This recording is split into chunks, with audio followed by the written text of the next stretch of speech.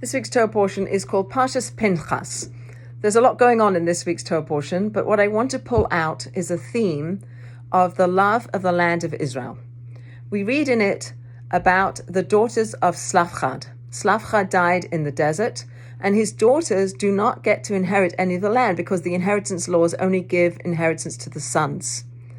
So they go to Moses and they advocate for themselves and they say, we also want a portion of the land. We love the land. We have this great desire for it. Please help us. So Moses takes their case to God, and God says the daughters of Slavchad are correct. They should receive inheritance of the land. We also read about Moses, who goes up onto Har Aravim, and he looks out. God says, look at the land. This is the land that you've been bringing the Jewish people to from the time of the burning bush, where Moses took on the role of being the leader to bring the Jewish people out, where God describes this land as a land flowing with milk and honey, and Moses doesn't get to go in.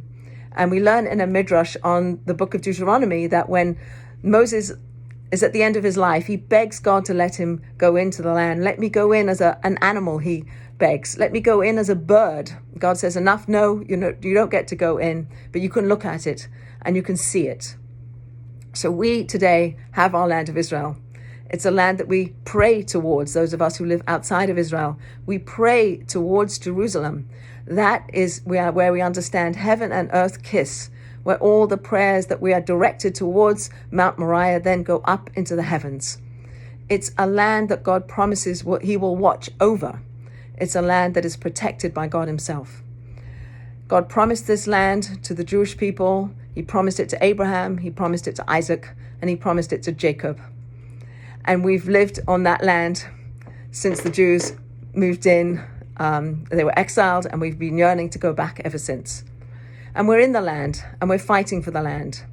And we kiss the land. Those Jews who get to go there, many of them, you've seen the images of them landing in Israel or getting off a boat, kissing the land, because there's some holiness to the land.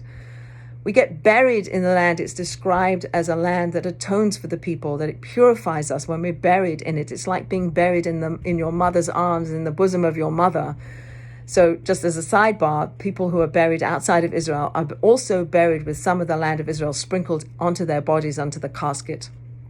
So the land of Israel is holy. It's watched over. It's promised to the Jewish people as our homeland. It's part of our inheritance. We have the Torah, we have a relationship with God, and we have the land of Israel. And we also learn in a Mishnah that it is acquired, one of the three things that is acquired through suffering. So please God, may we not suffer anymore. May we hold on to our land. May we not have to die for our land. May we come home to our land, and may we all live there peacefully.